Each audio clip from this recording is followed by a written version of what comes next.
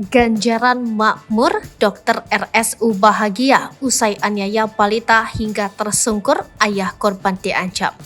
Imbas video viral anak 3 tahun dicitak hingga tersungkur di warung kopi, Wakil Direktur Pelayanan RSU Bahagia Makmur dipecat tidak hormat.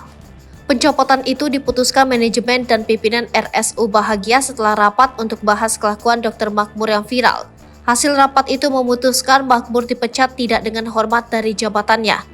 Hal itu ditegaskan konsultan hukum RSU Bahagia Muhammad Fahrudin saat ditemui di kantornya Minggu 30 Juli 2023 sore. Pihak rumah sakit sangat menyayangkan, semoga ini menjadi pembelajaran bagi yang bersangkutan dan kita semua, kata Muhammad Fahrudin. Pihak rumah sakit sudah melakukan rapat internal jam 2 siang dan diputuskan pihak rumah sakit mengambil sikap tegas, memberhentikan yang bersangkutan dari jabatannya beserta statusnya sebagai pegawai rumah sakit, kata dia. Pemberhentian itu, lanjut Fahrudin, juga sudah sesuai dengan aturan yang berlaku di RSU Bahagia, bahwa setiap pegawai RSU Bahagia yang tersangkut masalah hukum harus diberhentikan. Agung, ayah balita yang viral dijitak di warung kopi Nona, Jalan Anggrek Raya, Kecamatan Panakukang, Makassar, mengaku sempat mendapat ancaman dari pelaku.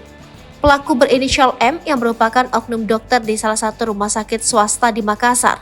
Agung menjelaskan, awalnya dirinya ditelepon M setelah video pemukulan anaknya itu viral di media.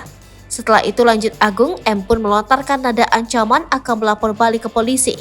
Jumat pagi, sehari pasca kejadian di Kamis malam, Agung pun mendatangi Mapolrestabes Makassar untuk melaporkan penganiayaan terhadap anaknya. Pas saya sudah melapor, dia, M, telepon lagi minta maaf. Jadi saya bilang dari tadi pagi saya tunggu permintaan maaf, tapi tidak ada, bebernya.